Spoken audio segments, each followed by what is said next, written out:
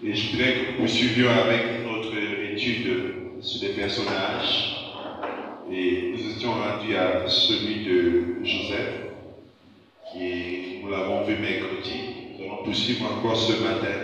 Alléluia. Amen. Donc, nous avons étudié ce personnage et le but pour lequel nous nous sommes engagés, c'est que nous puissions déjà comprendre l'importance de ces écrits dans la Bible, leur place prophétique, et que nous puissions tirer quelques leçons de vie aussi, et à la fin être édifiés pour avoir la foi en la parole et aux Écritures. Amen. Et nous avons vu le personnage Joseph, nous avons dit que c'est un type de Christ, c'est l'image de Jésus, bien une des images, s'il vous plaît, de Jésus dans l'Ancien Testament. Et on peut voir qu'il y a beaucoup de similitudes avec le personnage de Christ. Joseph, déjà détesté par ses propres frères, comme Jésus-Christ l'a été, rejeté par les Juifs. Et il a été vendu comme Jésus a aussi été vendu par Judas Iscariote, l'un des leurs. Amen. Et vous pouvez voir qu'il y a des similitudes entre Judas et Judas. Amen. Entre Joseph, qui est vendu par ses frères, et Judas, un de ses frères aussi. Et Judas qui était vendu, Jésus qui était vendu par Judas. Et on n'a que des J, et des J et des J. Alléluia. Dans cette similitude avec Jésus qui a été vendu, Joseph qui s'est retrouvé dans la prison, et Jésus-Christ qui s'est également retrouvé dans la prison du tombeau. Amen. Et il est ressuscité pour apporter la liberté à plusieurs, tout comme Joseph est sorti de la prison pour être le sujet de salut de plusieurs. Amen. Donc on voit beaucoup de similitudes entre Joseph et Jésus. Et la semaine dernière, et cette semaine, parce que nous sommes en train d'achever, nous avions lu Genèse chapitre 41, d'abord le verset 1 à 13, et nous avons vu des similitudes avec Jésus encore, parlant du panetier des chansons qui ont été enfermés par le pharaon pour des fautes qu'ils avaient commises. Et ils ont eu un rêve, et ils ont interpellé Joseph pour leur a donné l'explication. Laquelle explication il leur a donnée? Pour l'un, il était question de ce qu'il aurait été relevé, il aurait été remis dans ses fonctions, et l'autre pour lesquels il devait être condamné 3 jours après. Et Joseph leur faisant la mention, disant, souviens-toi de moi quand tu seras remis dans tes fonctions. Il est dit à les chansons, celui qui servait le vin à la table du pharaon. Mais celui-ci a oublié le souvenir de la mémoire de Joseph. Il était bien. Jusqu'à ce que le pharaon ait donc un rêve. Et le rêve, nous l'avons vu dans le verset 13 à 36. Le rêve que Pharaon a eu et qui n'a pas pu expliquer, et ni les rois, ni les sages de son royaume n'ont pu expliquer ce rêve. Et le chanson a dû dire à Pharaon qu'il va rappeler le souvenir de ses fautes lorsqu'il avait été démis de ses fonctions. Il avait rencontré quelqu'un dans la prison synonyme du tombeau. Et là-bas, ce jeune homme lui avait expliqué le rêve. Et ce rêve s'était trouvé vrai. Et c'est ainsi que le pharaon a demandé à ce que Joseph sorte de prison et qu'il vienne lui expliquer le songe. Et Joseph de leur dit, c'est pas lui qui explique les songes, mais ce sont Dieu qui lui envoie la révélation. Amen. Donc on dit que l'explication d'un songe est une révélation. Je l'ai dit mercredi, ce n'est pas une analyse de texte. On analyse les éléments, mais c'est une révélation. Donc Dieu te révèle la révélation de la révélation. Amen. Donc il t'a d'abord révélé le songe et puis il te révèle l'explication. Alléluia. Donc je vous invite encore à refaire dans cette lecture. Nous avons fait 2 portions ce matin. Ce n'est pas une leçon biblique, mais nous avons fait 2 portions. Donc le chapitre 41, nous irons du verset 13 et 14, s'il vous plaît, verset 36, que nous avons déjà fait. Et puis nous aurons une deuxième portion de 37 à 52, et puis nous allons arrêter là ce matin. Avec quelques textes d'appui que nous aurons également pour d'autres livres de la Bible. Alors, nous lisons Genèse chapitre 31, versets 14 à 36. Il est dit, je lis avec une version légèrement différente de la vôtre, puis second 21. Le pharaon fit appeler Joseph. On s'empressa de le faire sortir de prison.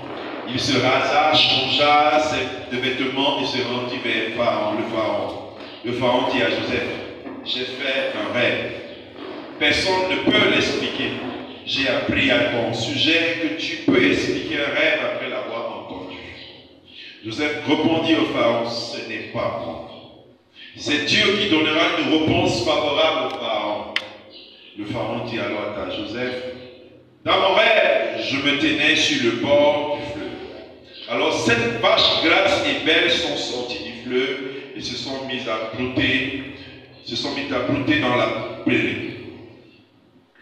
7 autres vaches sont sorties après elles, maigres, très laides et décharnées. Je n'en ai pas vu d'aussi laides dans toute l'Égypte. Les vaches décharnées et laides ont mangé les 7 premières vaches qui étaient grasses. Elles les ont englouties dans leur ventre sans qu'on s'aperçoive qu'elles y étaient entrées. Leur apparence était aussi laide qu'avant. Puis, je me suis réveillé.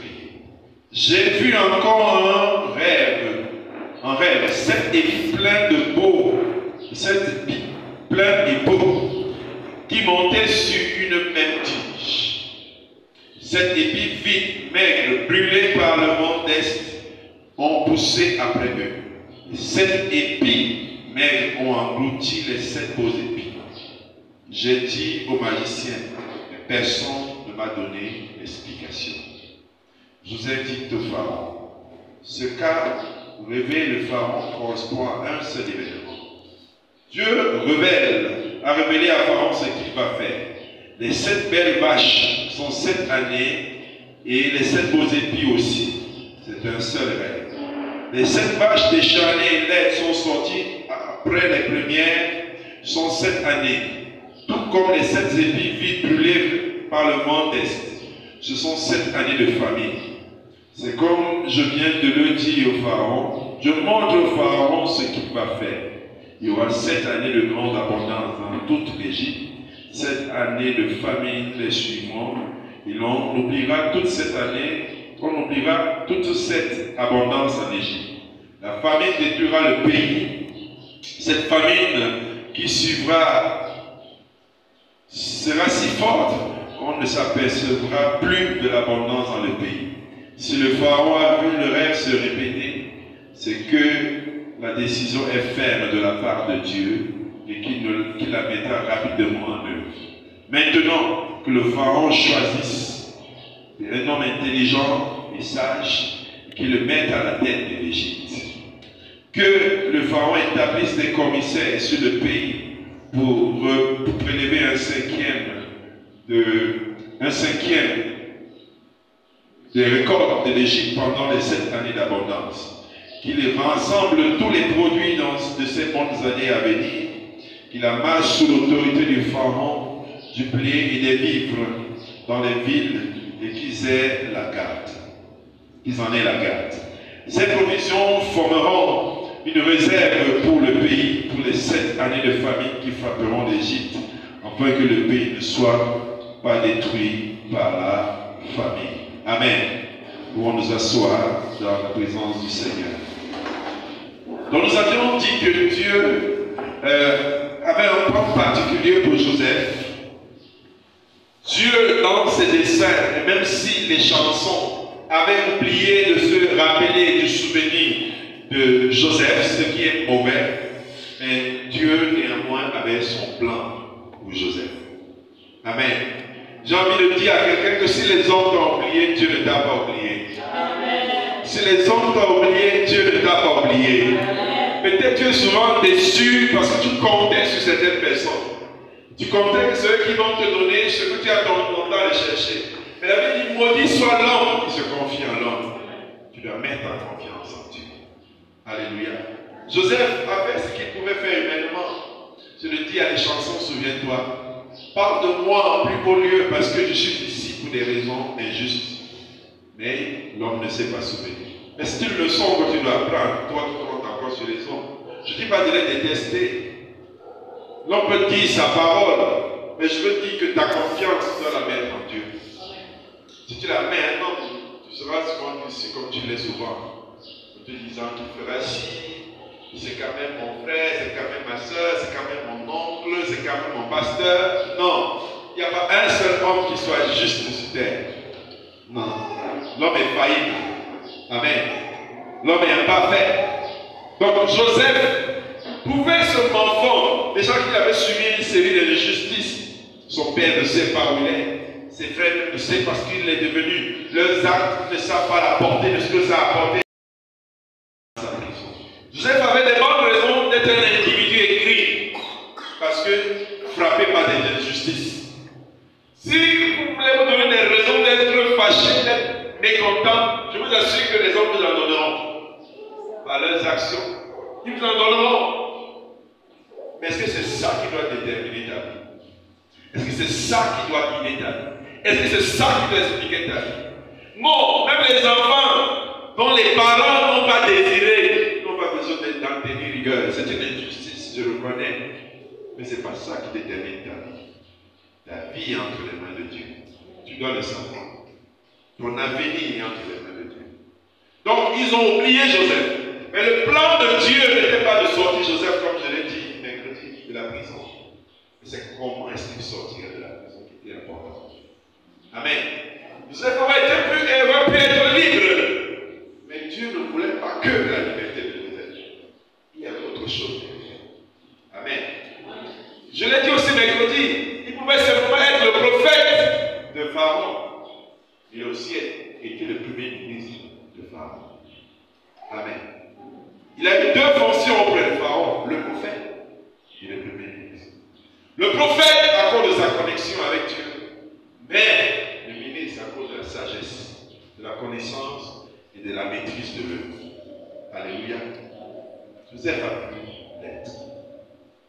Amen. Le Pharaon l'a dit clairement. après que Joseph ait non seulement expliqué le songe, mais il a donné l'application pratique. Et c'est ça le problème. Si vous recevez une révélation de Dieu, et que vous ne savez pas comment l'appliquer, ça veut dire que vous n'avez pas tout vu. Il faut la maintenant, c'est là où la sagesse entre en jeu. La révélation vous révèle ce que Dieu veut dire. Et la sagesse vous aide à appliquer ce que Dieu dit. Amen. Donc Joseph ne s'est pas limité à expliquer le songe. Il a dit aux pharaons, voici ce qu'il faut faire. Et quand il a terminé, le pharaon dit, qui mieux que celui-ci pourrait faire ça? Alléluia. Les hommes ne comprennent pas le langage, je dis les hommes de dehors, le langage spirituel. Ils comprennent le langage pratique. Le problème de l'Église, c'est qu'elle soit restée aérienne, trop spirituelle. On va pouvoir traduire ce que nous disons spirituellement là, pratiquement. La Bible dit que l'Église est l'appui et la colonne de la vérité. L'Église est le garant de la morale dans le monde. L'Église doit appliquer ce qu'on appelle la religion selon les Écritures, c'est-à-dire faire le bien aux pauvres. Amen. On doit pouvoir faire une traduction pratique de ce que nous disons spirituellement dans la société. Nous avons un rôle social. Nous avons un rôle dans la société et l'Église doit pouvoir le faire. C'est-à-dire que moi, chrétien, lorsque je suis quelque part, il y a quelque chose que je dois faire. Ce n'est pas parler en langue. C'est pas la langue là, c'est chez moi. C'est dans mon secret. Mais dans la société, il y a quelque chose, il y a un rôle. Tu dois pouvoir manifester la sagesse de Dieu dans la société. Amen. Alléluia. Je dois pouvoir traduire le potentiel spirituel là dans la société. C'est-à-dire que le païen, lui, ne croit pas à ce que tu dis sur le plan spirituel. Est-ce que ses yeux voient? Tu dois traduire ça. Quand tu dis donc que tu es ambassadeur, l'ambassadeur traduit les ordonnances de sa hiérarchie dans le pays dans lequel il est envoyé comme ambassadeur. Le mal-être de l'Église, c'est que nous n'arrivons pas à traduire ça de manière pratique. Que notre Dieu soit vu pratiquement, qu'il soit apprécié avec des faits. Alléluia. C'est ça que nous devons, dans notre prière chaque jour, que nous puissions traduire le royaume de Dieu physiquement. La preuve, c'est que Jésus-Christ n'était pas aérien, il était pratique. On pouvait voir les malades guéris. On pouvait voir les aveugles voir. On pouvait voir les paralytiques marcher. On pouvait voir les peuples être multipliés. Alléluia. L'Église doit être le prolongement de Christ. Amen. Alors, nous pouvons, si nous pouvons faire un commentaire, nous dirons que comme ce pharaon a été troublé par le songe, de même aujourd'hui, les hommes sont anxieux et tourmentés à propos de l'avenir. Qui n'est pas inquiet par rapport à demain. Je peux vous rassurer que le plus difficile dans le monde, c'est de retrouver la ressource humaine. Quand un employeur lance une offre d'emploi, je dis l'employeur parce que je ne parle pas des hommes. Au Cameroun, on est un peu compliqué. On recrute des gens parce que c'est de la famille. Mais bon, c'est plus vrai dans le privé. Quand on recrute quelqu'un, c'est parce qu'on veut qu'il reçoive des problèmes. Chaque fois qu'on lance une offre d'emploi, c'est parce qu'on a un problème. Et on veut quelqu'un qui a les compétences pour résoudre ce problème. C'est ça, en fait, le but pour lequel on lance une offre d'emploi. Amen.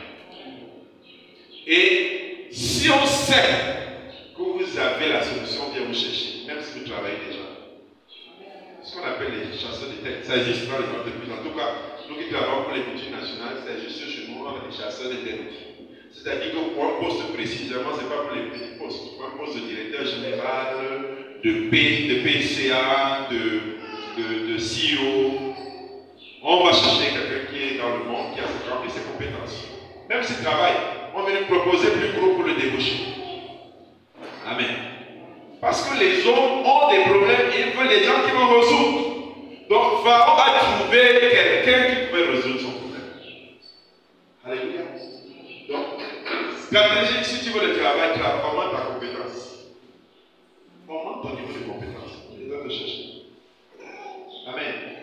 Sois bon dans un domaine, on est là de chercher. Moi, lorsque je veux faire, je cherche de médiser qui peut me donner ce que je veux comme satisfaction. Amen. Même s'il est fou, peu importe l'endroit où il est, si je le veux, je veux l'avoir. Parce que je veux sa qualité de travail. Amen. C'est aussi vrai pour toi. Peut-être l'argent qui peut te limiter. Mais lorsque tu veux quelque chose, tu cherches celui qui est capable de le faire. Amen. Traduction, si je veux être employable, je dois être compétent. Aussi simple que ça. Amen. Je dois être compétent. Et dans la deuxième partie, c'est faire savoir que j'ai cette compétence, c'est autre chose. Alléluia. Donc le monde est anxieux. Il n'y a pas un président aujourd'hui à qui, si vous montez la compétence, si vous avez la solution de la corruption aujourd'hui, et que vous proposez son nom, on va acheter. Si vous avez la solution pour le développement du Cameroun, on va vous chercher. Amen. Si vous avez la solution pour guérir le cancer, on va vous chercher. Amen. Le monde est dans l'anxiété aujourd'hui. Aucun gouvernement n'est en paix, rien tranquille. Parce que être à leur position, il faut trouver des solutions pour le chômage, pour l'insalubrité, pour l'insécurité, ainsi de suite. L'économie n'est pas stable. Aujourd'hui, les prix des matières flambent. Donc, on a besoin de solutions. Et le monde aujourd'hui est anxieux, inquiet. Amen. Peter sait quand on ne dort pas à l'église. Tu as trop mangé le matin. Il faut jeûner en venant vite le matin. Ça aide aussi. Il ne faut pas dormir. Il ne faut pas jaser le matin. Tu manges un haricot. Ça va vous fatiguer. Alléluia. Donc, le monde a besoin d'être. Nous n'avons pas l'opportunité de parler de la solution qui est Jésus. Parce que les gens ont des problèmes. Ce qu'ils ne savent pas, c'est que Jésus-Christ résout tous les problèmes. Amen. Mais j'espère que toi-même tu crois à ça. Jésus-Christ résout tous les problèmes, que ce soit financier. La preuve, c'est que ici, on parle d'un problème économique. Non. Ce n'est pas un problème de démon. Parce que bien nommé, j'ai mal lu. C'est un problème de possession. Ah, pas un problème de possession. C'est pas un problème de possession, c'est un problème économique. Amen. Jésus est la solution de tout. De tout. Amen. Et nous devons être fiers d'avoir cette solution et la partager. Parce que le monde est anxieux. Amen. La Bible contient donc tout ce dont l'homme a besoin sur les sujets d'avenir. Le seul livre qui est capable de nous parler de l'avenir, c'est la Bible. Amen. Et s'il vous plaît, avec exactitude. La Bible nous dit ce que sera le monde de demain. Ça a été dit. Et la Bible dit même ce que nous devons faire par rapport au monde de demain. Elle nous rassure. Donc le journal, quand on fera l'actualité demain là, la Bible a déjà annoncé ça. C'est un livre extrêmement vrai. Alléluia. Extrêmement vrai. La Bible nous rassure. Mais ces prophéties sont malheureusement incomprises, bien compréhensibles pour ceux qui n'ont pas l'Esprit de Dieu. Ceux qui sont dehors, quand ils regardent le monde, ils n'ont pas la même lecture que l'être spirituel, que l'homme spirituel. Ils sont surpris partout. Les accidents, les hécatombes, les guerres, la guerre d'Ukraine, ça les surprend. Israël contre la Palestine, ça les surprend. Les fléaux, ça les surprend. Et la Bible a annoncé ça, vrai ou faux? Vrai ou faux? Non, votre réponse là, pour que vous doutez. La Bible a annoncé ça, vrai ou faux? Ça a été annoncé. Mais eux, ils n'ont pas la lecture des événements comme nous l'avons, bien comme nous devons l'avoir. Alléluia. C'est malheureusement enfin que le pharaon consulte les sages de son royaume. Devant toutes ces situations, Ils sont incompétents. Ils sont incompétents. Peu importe les sages qu'on va consulter sur cette terre, ils sont incompétents pour ces questions-là. Ce n'est pas pour rien que ça demeure. Alléluia.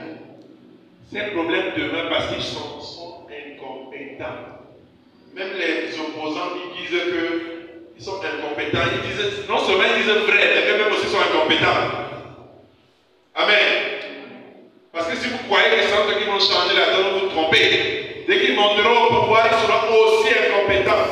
Parce que ce sont des questions qui ne relèvent pas d'eux. C'est d'abord des questions spirituelles. Amen. C'est pourquoi votre prière la plus chère doit être qu'un pasteur soit président dans ce pays. Amen. Parce qu'au moins il aura la compréhension. Bien, pasteur, j'ai trop dit, un enfant de Dieu.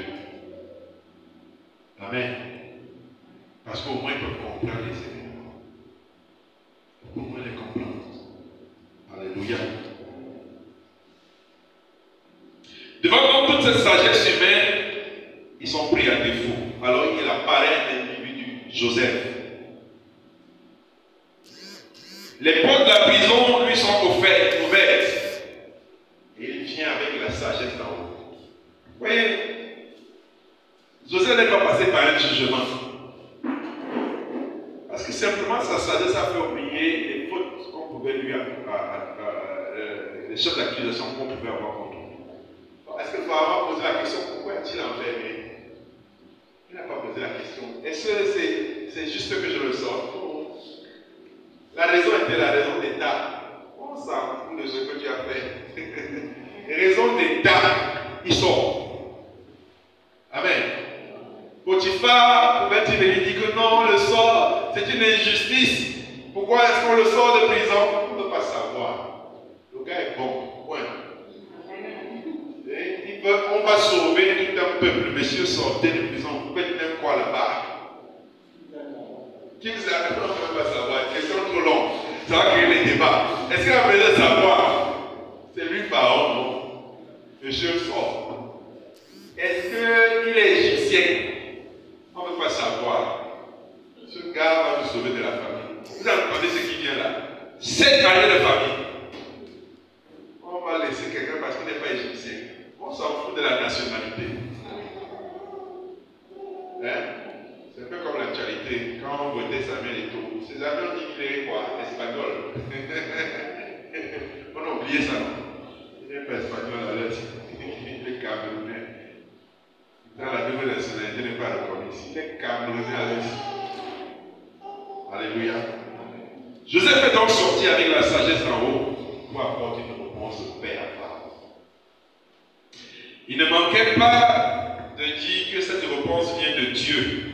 Il n'a pas manqué de dire que cette réponse vient de Dieu et non de lui. Amen. Il n'a pas voulu tirer l'honneur. Il dit c'est Dieu qui vous donnera une réponse. Un peu, ce fut le cas aussi de Daniel.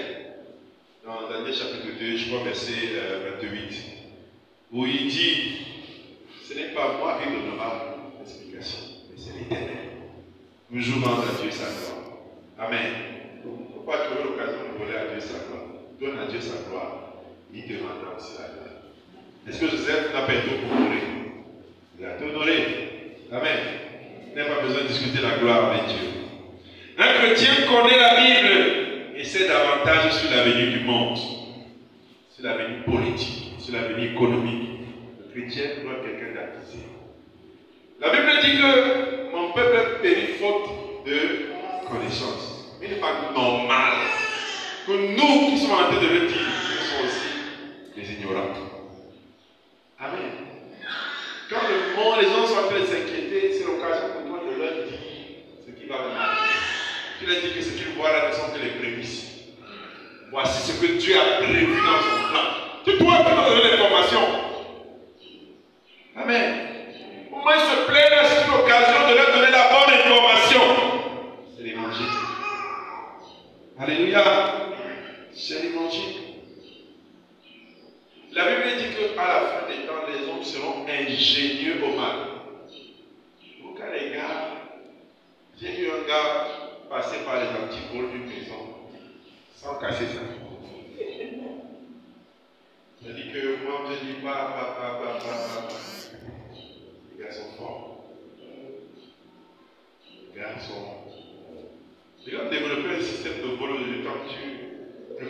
tête. Ils ont développé un niveau de mal. Tu ne comprends pas. Mais Dieu avait dit ça. Et à la fin des temps, ils seront ingénieurs. Ça veut dire qu'il y a un gars qui soit ingénieur au maths, si vous voulez qu'ils disent comme ça. Ingénieur, un gars comme soi. Une nouvelle façon de faire mal. La Bible l'a dit. Amen. Donc ceux qui ne tiennent pas la Bible pour un livre de Dieu sont en train de faire fausse route. Alléluia. Par le Saint-Esprit, Dieu nous a donné une intelligence. Et c'est ça qui doit être notre marque de fabrique. On doit te remarquer par ton intelligence divine. Amen. On doit te remarquer par cette intelligence divine. C'est ça qui doit faire ta particularité. Alléluia. Je vous invite à lire dans Jean chapitre 16. Nous aurons le verset 13. Celui qui trouve peut lire pour nous.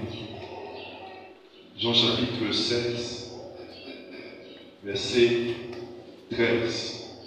Jean chapitre 16, verset 13 nous dit, version courante, quand viendra l'Esprit de vérité, il vous conduira dans toute la vérité.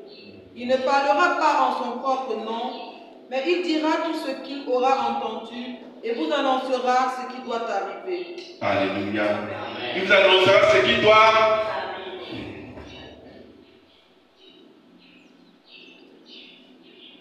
L'Esprit de vérité, il dit qu'il vous conduira dans une partie de la vérité, n'est-ce pas? Dans toute la vérité. L'Esprit de Dieu est envoyé pour te conduire dans toute la vérité. C'est-à-dire qu'il ne te laisse pas une partie de la vérité cachée. Il te conduit. Les termes ont leur place. Conduit. Amen. C'est-à-dire montrer le chemin. Pour que tu accèdes à la vérité. Et ça, est-ce que toi tu veux la vérité d'abord? Conduira dans toute la vérité. Car il ne parlera pas de lui-même, mais il dira tout ce qu'il aura entendu. Il vous annoncera les choses à venir. Donc tu es censé connaître les choses à venir. Tu as l'Esprit de Dieu. Amen. Tu es censé dire aux gens ce qui viendra. C'est que eux, ce dont ils n'ont pas accès demain là, toi tu es censé le leur dire par l'Esprit de Dieu. Amen. Donc on doit compter sur quoi? Moi, mon ancien chef me disait, quand c'était chaud, elle me mettait en prière. Et je savais, nous on avait un Dieu puissant. Et même mon actuel chef, quand elle est montée, c'est une enfant du papa de Dieu, pas d'enfant de Dieu, parce que c'est un peu trop lâché, vous avez c'est aussi des enfants de Dieu. Il me posait avec moi, je lui dis, tu as assez d'écouter, parce qu'au moins tu as trois enfants de Dieu qui sont dans le corps de nutrition.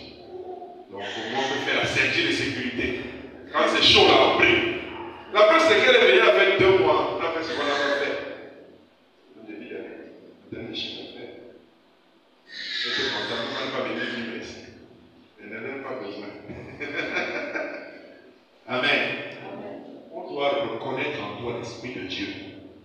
Et savoir que c'est cette chose nous pouvons compter sur lui. Alléluia. L'Esprit de Dieu doit pouvoir marquer la différence entre toi et les autres.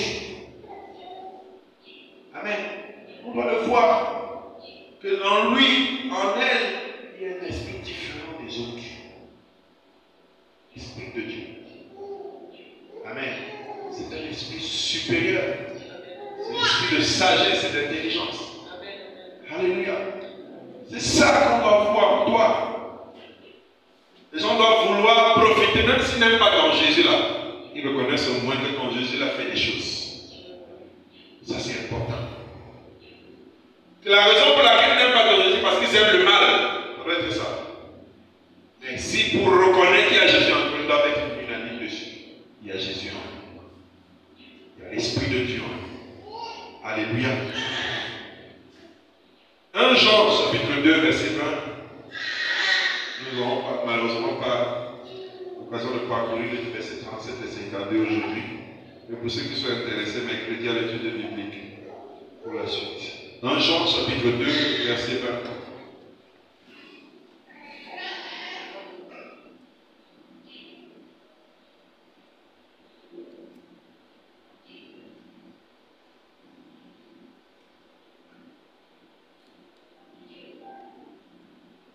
1 Jean, quelqu'un peut lire. 1 Jean chapitre 2, verset 20 nous dit: on a mis 46 ans pour bâtir ce temple. Et toi, tu vas le rebâtir en 3 jours, lui dirent-ils. C'est ça? 1 Jean chapitre 2, verset 20, il est écrit: pour vous, vous avez reçu l'onction de la part de celui qui est saint, et vous avez tous de la connaissance. Amen. Amen. Pour vous, vous avez reçu l'onction de la part de celui qui est saint. Et vous avez tous de la connaissance.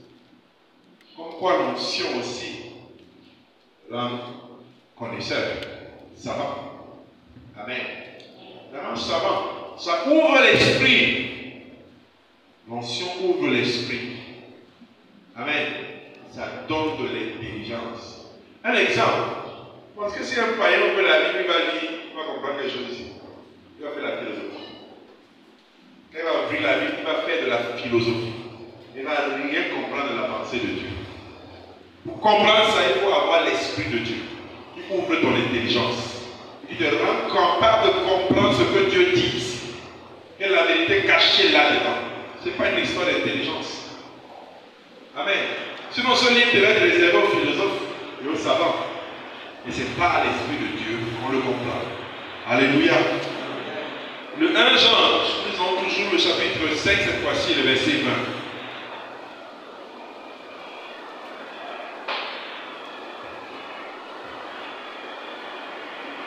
1 Jean 5, verset 20. 1 Jean 5, verset 20 nous dit: nous savons que le Fils de Dieu est venu et qu'il nous a donné l'intelligence, nous permettant de reconnaître le Dieu véritable. Nous demeurons unis au Dieu véritable grâce à son Fils Jésus-Christ. C'est lui le Dieu véritable, c'est lui la vie éternelle. Amen. Par l'Esprit de Dieu, il nous a donné quoi? L'intelligence. Il donne de l'intelligence. Vous avez tellement d'exemples dans la Bible. On ne parle pas de Daniel et ses compagnons. Ainsi de suite, ainsi de Jésus lui-même, qui grandissait en sagesse, en statut. Amen. Alors, l'époque dans laquelle nous sommes représente spirituellement la période d'abondance. Amen. Et chaque année, le chiffre 7 étant un chiffre de l'infini, représente les 7 années d'abondance, représente aussi l'abondance. Nous sommes à notre période, nous sommes à la période de l'abondance. Amen. C'est la période d'abondance. C'est la période où l'Esprit de Dieu a été envoyé. Amen. Donc on est censé avoir accès à la vérité. La preuve, c'est qu'on parle de la parole de Dieu à tout bout de champ. Dans les réseaux sociaux, dans les télévisions, dans les radios. Les Bibles se vendent partout. On en partage de certains. Il y a des prédicateurs partout. Il y en a une foultitude aujourd'hui. Une foultitude aujourd'hui. C'est la période d'abondance. Notre période ici. Amen. Et cette période a commencé le jour où le Saint-Esprit est descendu, le jour de la Pentecôte. Aujourd'hui, nous sommes dans la période d'abondance. Alléluia. C'est une bonne nouvelle, non? Mais nous devons suivre le conseil de Joseph. Pendant que nous sommes donc dans la période d'abondance, qu'est-ce qu'on doit faire? Qu'est-ce qu'on doit faire? Ramasser, faire des réserves, non? Souvenez-vous de l'histoire des 5 vierges folles et des 5 vierges sages. C'est l'occasion de faire les réserves. Toi qui négliges la parole de Dieu, sache que le plus bon moment c'est maintenant. Parce que les temps qui arrivent, c'est les temps de disette. Et on est en train d'entrer doucement là-bas. Petit à petit, on entre dans la période des disettes. Prends ça au sérieux, ce que je te dis là. La période d'abondance c'est maintenant. La période des disettes arrive. Amen. Il y aura une grande famille. Très grande famille. Disons Amos chapitre 11, chapitre 8, verset 11. Amos, chapitre 8, verset 11.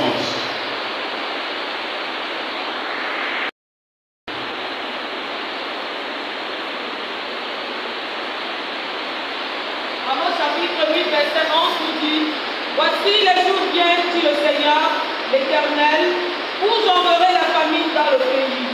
Non pas la disette du pain et la soif de l'eau, mais la faim et la soif d'entendre les paroles de l'Éternel. Amen. Je vous ai dit non. Et pas le diable. Dieu, comme un pharaon, il a dit que Dieu va envoyer la famine. Dieu dit que lui-même, j'enverrai la famine dans le pays. Dieu a promis la famine à la terre. Et il précise, non pas la disette de pain et la soif de l'eau, mais la faim et la soif d'entendre les paroles de l'Éternel.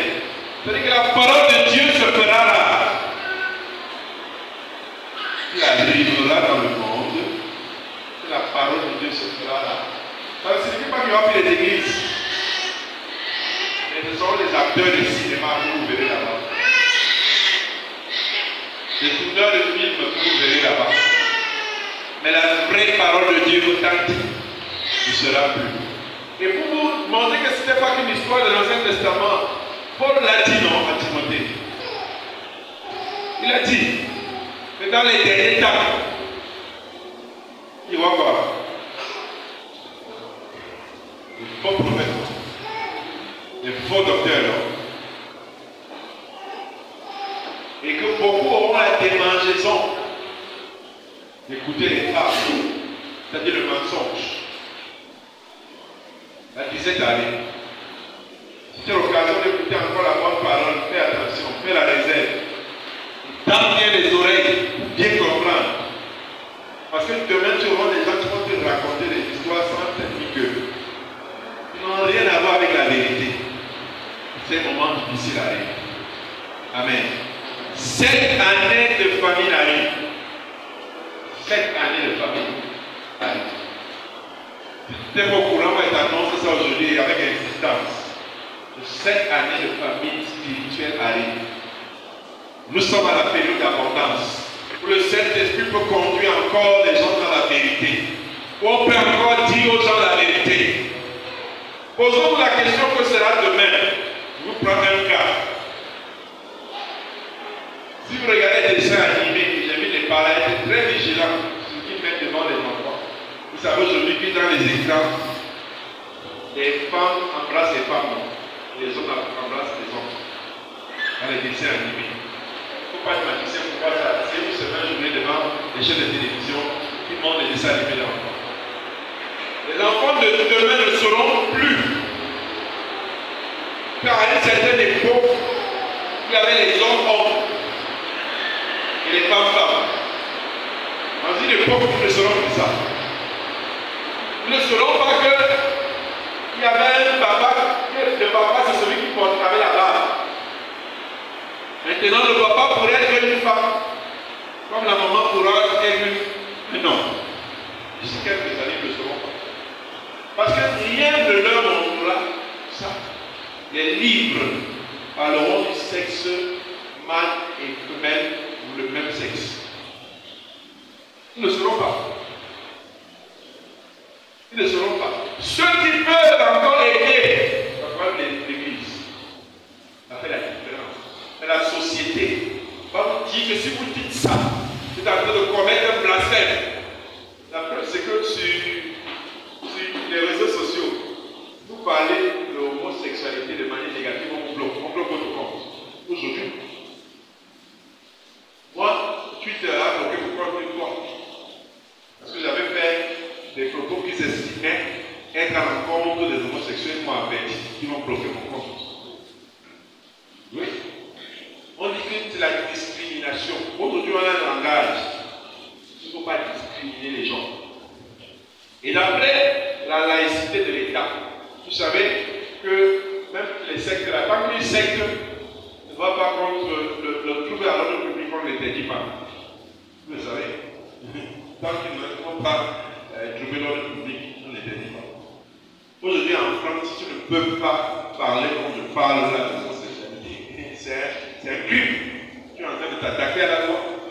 Donc, quand on vous dit que nous sommes dans le temps d'abondance, quelle sera l'éducation de vos enfants demain? Vous deviez redoubler de toi, en fait. Quand l'enfant rentre à la maison, vous devez refaire le logiciel. Vous devez dire que, en fait, dans la pensée de Dieu, l'homme était celui qui portait la barre. C'est ce que Dieu avait voulu, parce que l'école va lui enseigner autre chose. Autre chose. Le prochain président de la République, est-ce qu'il va accepter vraiment condamner ces choses? On ne sait pas. Les prochains députés à l'Assemblée nationale vont-ils condamner ces choses ou pas? On ne sait pas. Comme on va tous en Europe là, parce que tous nos frères qui sont en Europe là n'ont pas le même point de vue de l'homosexualité, tous qui sont restés. Ce n'est pas la même chose parce qu'ils voient ça tous les jours. Et comme ils voient ça tous les jours, ça devient normal et tolérable. Ce qui te choque ne les choque plus. Le fait de s'ouvrir au monde a ses avantages, mais aussi ses inconvénients. C'est quand on est tolérant. On comprend.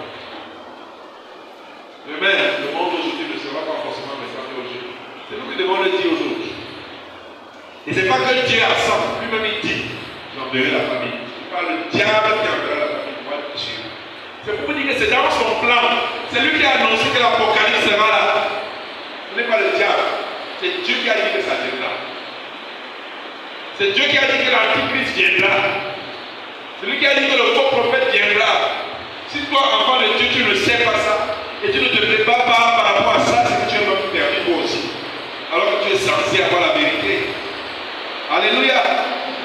Nous sommes dans les 7 années d'abondance. Solidifie ta foi.